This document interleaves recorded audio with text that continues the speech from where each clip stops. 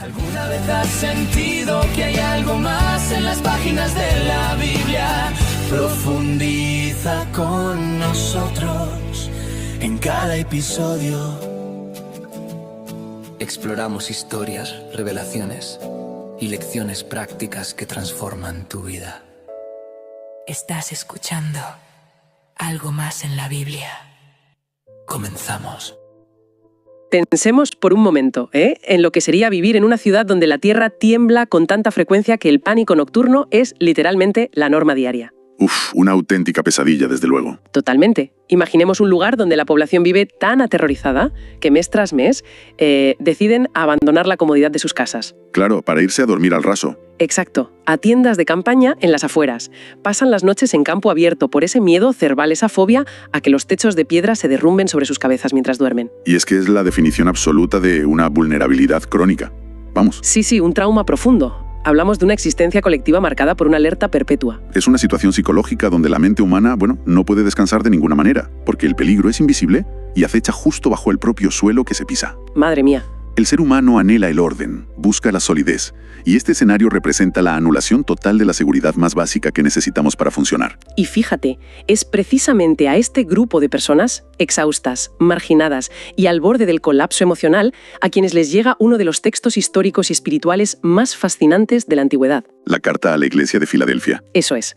Hoy vamos a hacer un análisis a fondo de este documento, que encontramos en el libro del Apocalipsis, concretamente en el capítulo 3, versículos del 7 al 13. Un texto interesantísimo. Muchísimo. La misión de hoy es cruzar fuentes históricas, sociológicas y exegéticas, porque este mensaje del siglo I esconde una lección brutal sobre la resiliencia. Y sobre la estabilidad en un mundo completamente caótico. Exactamente. Además, hay un misterio que nos obliga a mirar de cerca. De todo el libro del Apocalipsis, esta es una de las dos únicas cartas dirigidas a una comunidad que no contiene ni una sola reprimenda. Todo es promesa. Pues fíjate que esa ausencia de reprimenda no es casual, para nada. ¿Ah, no? ¿Qué va? Para entender el impacto demoledor que tuvieron estas palabras en quienes las escucharon por primera vez, la geografía y la historia son la llave maestra. Claro, el contexto. Es que es imposible descifrar la brillantez de las metáforas de este texto si antes no comprendemos las mecánicas de la vida diaria, las tensiones políticas y, la asfixia social que rodeaban a sus destinatarios en la antigua Asia Menor. Vale, vamos a desgranar esto paso a paso y a situarnos en el mapa. Filadelfia. Para quienes tengan curiosidad de buscarla en un atlas moderno, corresponde a la actual ciudad de Alaşehir, en la región occidental de Turquía. Eso es. Y buceando en los registros históricos, vemos que su propia fundación ya es toda una declaración de intenciones. Fue establecida alrededor del año 189 a.C. por el rey Eúmenes II, de Pérgamo. Ajá. Lo impactante es el motivo de la fundación. Se creó específicamente para honrar a su hermano, Átalo II. A este hombre lo apodaban Filadelfo, que en griego significa el que ama a su hermano. Lo fascinante de este punto es que es un detalle fundamental si analizamos el contexto de las cortes helenísticas de la época. Porque era un ambiente un poco tóxico, ¿no? Un poco, bastante. Aquel era un mundo donde las traiciones políticas, los envenenamientos y los fratricidios por heredar el trono eran el pan de cada día, vamos. Madre mía, como para fiarte de tu familia. Establece un tono ético muy particular en la ciudad. Ya veo. Además, a nivel geopolítico, Filadelfia no era un pueblo perdido en medio de la nada. Estaba estratégicamente situada en la ruta postal imperial romana. Lo que se conocía como la Puerta al Oriente, ¿verdad? Exactamente, la Puerta al Oriente. Era un embudo comercial y agrícola vital, por el que pasaban caravanas, legiones, embajadores, de todo. Pero claro, toda esa prosperidad comercial, esa posición privilegiada de puerta, venía con un precio altísimo. Volvemos al terror sísmico que mencionábamos al abrir. El gran problema de la zona. Sí. Los registros del historiador Tácito documentan un terremoto absolutamente devastador en el año 17 después de Cristo. Y ojo, no fue un temblorcillo pasajero. No, fue un desastre total. Fue un cataclismo. Destruyó Filadelfia y otras 11 ciudades de la región. La sacudida fue tan destructiva que obligó a los ciudadanos a vivir como refugiados crónicos, fuera de sus propios muros durante años. Soportando réplicas interminables, además. Claro. Es como vivir hoy justo encima de una gran falla tectónica, con la maleta siempre a medio hacer en el pasillo de tu casa, creando una cultura de ansiedad tremenda. Y a esa inestabilidad geológica hay que sumarle una presión cultural asfixiante porque la ciudad no daba tregua en ningún sentido. A ver, cuéntanos un poco sobre eso. Pues resulta que la ciudad fue diseñada originalmente con una misión muy clara, que era ser una especie de pequeña Atenas. Ah, entiendo. Un centro cultural. La filosofía y la cultura griega hacia las regiones, digamos, bárbaras del este. Por tanto, las calles estaban abarrotadas de templos paganos monumentales, sacerdocios fíbicos y un fortísimo culto al emperador romano. O sea, si metemos en la coctelera el trauma colectivo por los sismos y esta obligación casi patriótica de participar en la idolatría imperial, el resultado es un ambiente sumamente hostil. Cualquier minoría religiosa que se negara a participar en esos ritos públicos, como era el caso de los primeros cristianos, se convertía automáticamente en el enemigo público número 1. claro, en los chivos expiatorios de cualquier desgracia que ocurriese. Totalmente. Pues esa ansiedad constante, esa falta de suelo firme, literal y figurado, es exactamente lo que hace que la primera frase del mensaje que reciben sea tan, no sé, disruptiva. Rompe con todo, sí. Porque el texto no empieza con un pobrecitos, qué mal lo pasáis. Arranca reclamando una autoridad absoluta. En el versículo 7, el remitente se presenta como el santo y verdadero, y dije poseer la llave de David. Un término clave. Sí. Pero a ver, hay que hacer una pausa aquí. ¿Por qué a unos ciudadanos grecorromanos en una ciudad pagana de Asia Menor les iba a importar lo más mínimo una referencia a una llave de un antiguo rey judío? Es una pregunta excelente porque aquí es donde la exégesis nos revela el mecanismo interno del texto. La llave de David es una cita muy directa de una profecía del Antiguo Testamento, de Isaías 22, versículo 22. Ajá, vale. En aquel relato, un funcionario humilde llamado Eliaquim reemplaza a Sebna, que era un administrador corrupto y orgulloso. A Eliaquim se le entrega la llave de la casa de David. Pero no hablamos de una llave como las de ahora, ¿no? Que va. Hay que entender que en el antiguo Oriente Próximo, las llaves no eran pequeños trozos de metal para llevar en el bolsillo del pantalón. Eran objetos enormes, muy pesados, que a menudo se llevaban sobre el hombro. Madre mía, sobre el hombro. Sí. Quien portaba la llave del palacio era el visir supremo, o sea, tenía el control total y absoluto sobre el tesoro real y determinaba quién podía entrar a ver al rey y quién se quedaba fuera. O sea, un poder de veto innegociable, ¿no? El que tiene la llave manda. Así es.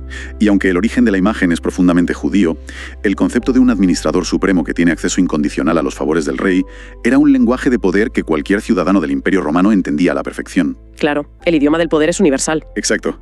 En este texto, Cristo asume ese papel de forma exclusiva. Está diciendo, mirad, yo soy el verdadero administrador del reino de Dios. Yo determino el acceso, no las autoridades locales que os están haciendo la vida imposible. Qué fuerte, y esto nos lleva a una paradoja monumental, quizá la más grande de toda esta sección. A ver. Porque se establece esta figura de autoridad cósmica que con esa llave lo que abre nadie puede cerrar y lo que cierra nadie puede abrir.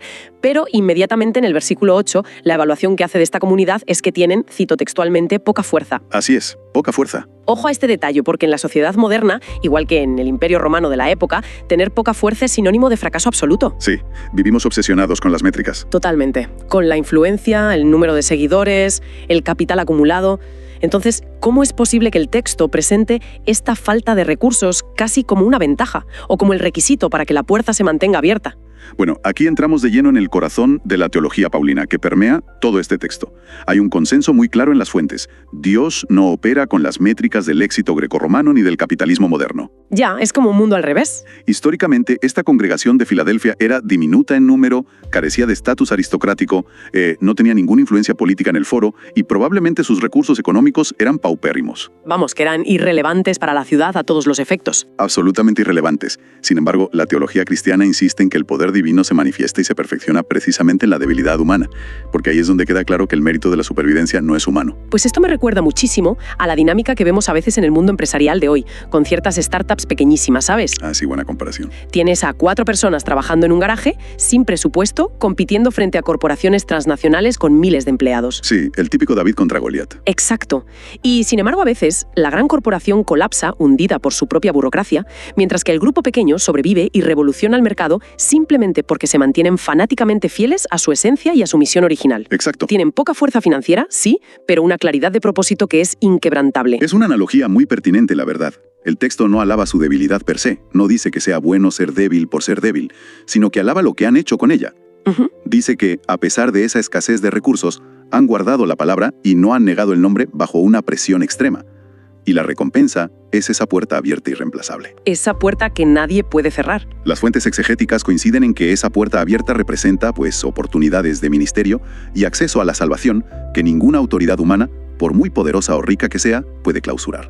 Es la llave divina actuando a favor de la fidelidad anónima. Y aquí es donde la cosa se pone muy interesante, porque esa poca fuerza no era simplemente una cuestión de falta de presupuesto o de ser 4 gatos en la congregación. No, había fuerzas externas en juego. Había un factor externo que los estaba exprimiendo, sí.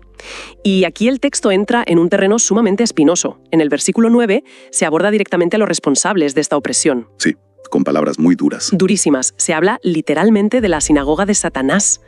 A ver, hoy en día, después de siglos de historia tan trágica, leer esto hace saltar todas nuestras alarmas, ¿no? Suena a un lenguaje peligrosamente incendiario y severo. Lo es si se saca de contexto. Claro, por eso te pregunto, ¿se trata de un deseo de venganza o hay algo más profundo sobre la legitimidad pública? ¿De qué estamos hablando realmente aquí? Pues mira, es imperativo ser extremadamente rigurosos con las fuentes históricas en este punto concreto. Los textos que manejamos hacen hincapié y advierten expresamente contra cualquier lectura antisemita de este pasaje. Vale, esto es crucial dejarlo claro. Ciencia civil, ¿no? No es solo un debate teológico de salón. Fundamentalmente.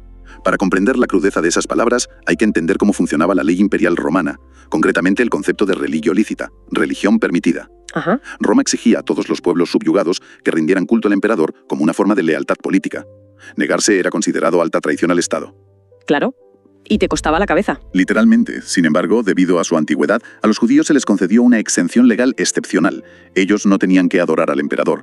Y, originalmente, el Imperio Romano veía a los cristianos simplemente como una secta más dentro del judaísmo, ¿verdad? Por lo que, en principio, disfrutaban de ese mismo paraguas protector. Exacto. Y ahí estaba la trampa, me imagino. Lo que revelan los documentos históricos es que los líderes de la sinagoga local en Filadelfia rechazaban categóricamente que los cristianos fueran parte de ellos. Claro, decían, oye, estos no son de los nuestros. Y claro, si te expulsan formalmente de la comunidad y dicen eso, los romanos toman nota. Al denunciarlos como un grupo separado, los cristianos perdían automáticamente esa protección legal de la que hablabas. Exactamente ese es el mecanismo. Quedaban expuestos a la intemperie legal absoluta. De repente, el magistrado romano de turno podía obligarles a adorar la estatua del César, y si se negaban, pues el castigo era la ejecución pública en el foro. ¡Qué barbaridad! O sea, los estaban enviando al matadero. Prácticamente. Por eso el texto utiliza un término tan fuerte como Satanás.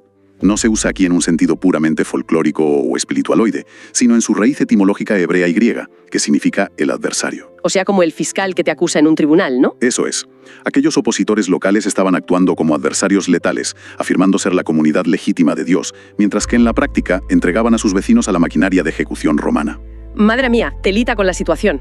Sabiendo que se jugaban la vida de esta manera, la promesa que viene a continuación cobra un sentido tremendo, la verdad. Totalmente. El que tiene la llave de David, el que tiene el veto absoluto, que decíamos antes, promete una inversión brutal de los papeles. Dice que hará que esos mismos acusadores vengan y se postren a sus pies. Un cambio de estatus radical. Sí, pero si leemos con cuidado, no parece un deseo de venganza sangrienta, al estilo de las películas de gladiadores, ¿verdad? No, en absoluto. Si conectamos esto con la perspectiva general, las fuentes teológicas subrayan que esto es un eco de las antiguas profecías de Isaías, concretamente de los capítulos 49 y 60, Ajá. donde se promete que las naciones que oprimieron a Israel terminarían reconociendo la presencia de Dios entre los oprimidos. No es una promesa de que la iglesia de Filadelfia se convertirá en el nuevo tirano al que haya que rendir pleitesía. Claro, no se trata de que ahora los oprimidos vayan a ser los opresores. Exacto. Es una promesa de vindicación pública. Se trata de que la verdad saldrá a la luz de una manera innegable frente a toda la sociedad. Quedará demostrado quién estaba realmente actuando con justicia y siendo amado por Dios, desarticulando así la calumnia social. Me parece brillante. Y fíjate, tras abordar este conflicto a nivel local, de calle, digamos, el texto da un salto monumental. Se aleja del barrio y lanza una mirada a escala global, en los versículos 10 y 11. Sí, pasa de lo local a lo universal. Se les promete que por haber aguantado el tirón y haber sido pacientes, serán guardados de, y cito de nuevo, la hora de la prueba que ha de venir sobre el mundo entero. Y claro, aquí es donde las bibliotecas teológicas se dividen, porque el mecanismo de esta protección ha generado montañas de debate exegético. Montañas es poco. Es probablemente uno de los pasajes más debatidos de toda la escatología. Y nuestra misión aquí es exponer las corrientes principales de forma objetiva para quienes nos escuchan. Sí, claro, sin tomar partido. Principalmente encontramos dos grandes escuelas de interpretación sobre cómo funciona esta protección global. Por un lado está la postura pretribulacionista. ¿Vale? Esta escuela argumenta que la promesa implica una evacuación física y literal del planeta. Apoyándose en la frase original griega de ser guardados fuera de la prueba, sugieren que la iglesia será retirada o arrebatada antes de que comience un periodo de juicios apocalípticos a nivel global. O sea, un rescate in extremis. ¿Y cómo contraargumenta la otra gran perspectiva histórica? Porque me imagino que hay quienes dicen que la persecución ya era una realidad para ellos, no es que los fueran a sacar de ahí de buenas a primeras. Pues mira, la segunda gran postura sostiene que la promesa no habla de una evacuación, sino de una preservación espiritual en medio de la tribulación física. Ah, entiendo. Protegerlos mientras están en el problema. Eso es. Los eruditos de esta línea utilizan un paralelismo muy claro, que es el pueblo de Israel durante las plagas de Egipto en el Antiguo Testamento. Es verdad. Los israelitas no fueron teletransportados a otro país. Se quedaron en el territorio, vivieron el caos, pero el juicio destructivo no cayó sobre ellos. Fueron preservados, digamos, en el ojo del huracán. ¡Qué imagen tan potente! Independientemente de si uno se inclina por la evacuación o la preservación in situ, las fuentes coinciden en la conclusión teológica central. La soberanía divina garantiza el cuidado definitivo de quienes se mantienen íntegros frente a la hostilidad. Sí, pero el mensaje no permite que la congregación se acomode, ¿eh? Les lanza una llamada a la acción urgente. Les dice, vengo pronto, retén lo que tienes para que ninguno tome tu corona. Esa palabra corona es fundamental. Y aquí hay que detenerse en la palabra original, porque los expertos lingüísticos señalan que el término griego usado no es diadema, que sería la corona típica de un rey. La palabra es estéfanos. Un cambio sutil pero vital. Y este detalle lo cambia todo, porque el estéfanos era la guirnalda de hojas que se le otorgaba al atleta victorioso en los grandes juegos grecorromanos, como los juegos sísmicos que se celebraban cerca de allí. Es una distinción crítica. El estéfano solía estar hecho de ramas de apio seco, pino o laurel. Materiales súper frágiles, vamos. Totalmente. Materialmente era algo perecedero, una planta que se marchitaría en un par de días. Lo que el atleta valoraba no era la hoja en sí, sino el honor inmortal que representaba haber ganado la carrera. Claro, y pensar en la dinámica de una carrera antigua nos da la perspectiva exacta. Es como una medalla de oro olímpica hoy en día. Exacto. Puedes llevar un ritmo espectacular durante los primeros 30 kilómetros de la maratón. Puedes ser el favorito del público. Pero si en el kilómetro 35 decides sentarte en la cuneta porque estás cansado, o sea, si te paras, todo el esfuerzo anterior no sirve absolutamente de nada. Te quedas sin premio, claro. El estéfanos es solo para el que cruza la meta. Por eso se les insiste tanto en retener lo que tienen. La salvación y la protección divina, según este texto, no actúan como una anestesia que anula la responsabilidad humana. Muy bien visto. Al contrario, la inminencia de ese vengo pronto exige mantener la tensión atlética hasta el último segundo. Tienen que mantener el agarre. Y esto plantea una pregunta crucial y aclara otro gran malentendido histórico. En el lenguaje profético, ese vengo pronto no debe leerse como un cálculo cronológico humano. Ya, no es mirar el reloj a ver cuándo llega. Para nada. No se busca fijar una fecha en el calendario. Se trata de una afirmación de inminencia certera. La intervención divina puede irrumpir de forma repentina en cualquier momento de la historia. Te mantiene alerta. Saber que el final está garantizado y que el juez tiene, por así decirlo, la mano en el pomo de la puerta, es lo que da al corredor la urgencia para no aflojar el paso, incluso cuando las piernas ya no responden. Y cuando por fin cruzan esa meta imaginaria, llegamos al versículo 12, que para mí es una pasada. Es el clímax de la carta. Desde luego. Entonces, ¿qué significa todo esto en realidad?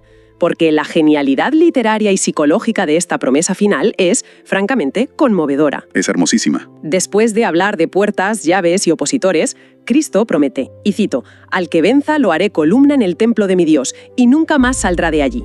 Pensemos de nuevo en los terremotos del año 17. Volvemos al trauma inicial. Exacto, en la ciudad de Filadelfia arrasada, en la gente durmiendo al raso asustada por los ruidos subterráneos. Se les está ofreciendo precisamente la metáfora de una arquitectura sagrada que jamás colapsa. Es una metáfora curativa diseñada milimétricamente para tratar el trauma generacional de la ciudad. Es que encaja a la perfección. Es que imagínate, cuando un sismo masivo golpeaba una urbe antigua, las casas de adobe, de madera, de mampostería ligera, se venían abajo, como castillos de arena. Se deshacían, el paisaje se convertía en un mar de escombros. ¿Y qué era lo único que solía quedar en pie en medio de toda esa devastación? Las columnas de los templos, supongo. Exacto, las inmensas columnas de mármol macizo de los grandes templos grecorromanos. Al prometerles ser convertidos en columnas, el texto toma el símbolo local más potente de supervivencia estructural y se lo apropia. ¡Qué maravilla poética! Les está garantizando un estado de permanencia eterna, una estabilidad inamovible frente a los reveses de la historia. El miedo perpetuo a tener que huir, a tener que salir de allí como refugiados, queda completamente cancelado. ¡Wow! Pero ojo, que la riqueza de la imagen no termina en la piedra. Sobre esta columna inquebrantable, el texto asegura que se escribirán 3 nombres. Muy importante esto. Primero, el nombre de Dios. Segundo, el nombre de la ciudad celestial, la Nueva Jerusalén. Y tercero, el nombre nuevo de Cristo. Esto va mucho más allá de colgar una plaquita conmemorativa en un muro. En la antigüedad, esto tiene unas implicaciones legales e identitarias alucinantes. Totalmente. En el derecho del Antiguo Oriente, inscribir un nombre sobre una propiedad o incluso un esclavo era el sello irrefutable de pertenencia y de protección jurídica. Vamos, como ponerle el sello oficial. Quien toca esto se enfrenta a su dueño. Escribir el nombre de Dios declara que estas personas, que recordemos serán despreciadas por las élites locales, son ahora propiedad exclusiva y protegida del Creador del universo. Nada menos. Y el segundo nombre, la Nueva Jerusalén, les transfiere una ciudadanía celestial insustituible. Lo cual es un golpe de efecto brillante si pensamos que acababan de perder su protección cívica romana al ser expulsados de las sinagogas. Les quitan el pasaporte terrenal y les entregan la ciudadanía VIP definitiva. Esa es exactamente la mecánica de la compensación divina aquí. Y el tercer elemento, el nombre nuevo de Cristo, sugiere una revelación íntima. ¿En qué sentido? Pues un conocimiento transformador de la deidad que solo es accesible para aquellos que han compartido, digamos, su sufrimiento. Al unir los tres nombres, lo que los documentos exegéticos nos dicen es que la salvación no es un simple salvoconducto para evitar un castigo, Sino algo más profundo. es una reconstrucción ontológica del individuo. La identidad de estas personas ya no está atada a la fragilidad de su economía, ni a las difamaciones de los tribunales romanos, ni al trauma de los terremotos. Su identidad queda fusionada con la eternidad divina. Es un viaje literario y teológico brutal. Yo misma me quedo sin palabras, la verdad. Pasamos de ser un grupo asustado, durmiendo en el barro por miedo a que el techo caiga, a convertirnos en el soporte mismo de la arquitectura celestial. Es la redención absoluta. Si destilamos todo el recorrido que hemos hecho hoy por estos documentos y fuentes antiguas, nos damos de bruces con un desafío enorme para el presente. La tesis de las fuentes sobre la Carta a Filadelfia es que, en el orden divino, ser fiel en medio de la vulnerabilidad y la pequeñez aplasta cualquier noción de poder mundano. Estoy convencido de ello. La verdadera seguridad no la otorgan los cimientos de hormigón más anchos, ni tener contactos en las altas esferas, ni contar con la aprobación de la mayoría social, que a veces nos obsesiona tanto. Desde luego, la sociedad de hoy peca mucho de eso. Sí, y es que la estabilidad absoluta emana exclusivamente de la soberanía inquebrantable de aquel que sostiene esa llave de David. Y por eso este texto del siglo I sigue interpelando con la misma fuerza hoy en día a quienes nos escuchan. Nos obliga a desconfiar de las apariencias. Demuestra que el poder real rara vez reside en el que hace más ruido o en el que ostenta la hegemonía cultural y legal del momento. Totalmente cierto. El triunfo genuino, la corona del atleta, pertenece al que es capaz de mantener su integridad sin ceder un milímetro, incluso cuando todo el entorno conspira para borrarlo del mapa. Es, en esencia, el elogio supremo de la resistencia silenciosa. Una resistencia paciente que, fíjate, termina alterando el cosmos entero. Y bueno, con esto llegamos al final de nuestro análisis a fondo de hoy, pero hay una pregunta ineludible que quiero que quede flotando en el aire. A ver, Hemos diseccionado cómo este mensaje inyectó una promesa de solidez eterna a personas cuyo problema principal era que la Tierra vibraba literalmente bajo sus pies. sí, su gran trauma. Afortunadamente, la gran mayoría de la sociedad actual no tiene que dormir en tiendas de campaña huyendo de desastres geológicos diarios, pero el principio psicológico permanece intacto. Sin duda. Cabe preguntarnos entonces cuáles son los terremotos invisibles contemporáneos que nos fragmentan y nos hunden en la ansiedad, porque los hay. Vaya que sí los hay. Cuando la estabilidad económica salta por los aires, cuando nuestra imagen pública se ve comprometida o cuando los vínculos afectivos que creíamos súper seguros se resquebrajan de la noche a la mañana, la pregunta es ¿sobre qué terreno estamos intentando levantar nuestras columnas? Una reflexión muy necesaria. Mundo líquido que nos ha tocado vivir. Y sobre todo, pensar si esa estructura será capaz de aguantar el tirón cuando llegue el próximo temblor inevitable. Gracias por sumergirse con nosotros en este texto. Nos escuchamos en la próxima. Envíenos sus sugerencias y comentarios a nuestro correo electrónico ministerio@jesusislife.net. Este programa es una producción de Jesus is Life.